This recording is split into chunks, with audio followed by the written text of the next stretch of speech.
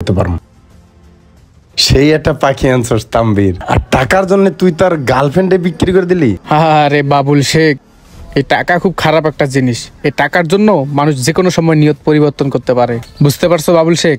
যেমন করে সন্তান বাপকে দেখতে পারে না, বাপ সন্তানকে দেখতে পারে না, ভাই ভাইকে দেখতে পারে না। আর সেক্ষেত্রে তো এই মেয়েটা আমার গার্লফ্রেন্ড, ওটা তো আমার কাছে কোনো ব্যাপারই না। তাই টাকার জন্য আমি ওকে বিক্রি করে দিচ্ছি, বুঝছো বাবুল সাহেব? আমার টাকার দরকার, টাকা লাগবো, টাকা দাও। এখন সব ভেজালে কথাবার্তা বাদ দিয়ে আমার টাকা লাগবো, তাড়াতাড়ি টাকা দাও। আরে তাম্বির, তোর প্রতি আমি অনেক খুশি। তুই যে পাখি আনছস ওরে দিয়ে আমি অনেক টাকা ইনকাম করবো। ওরে তো যে কোনো গ্রাহক দেখলেই পছন্দ করে ফেলাইবো। আরে এই নে তোর টাকা, পুরা 1 লাখ।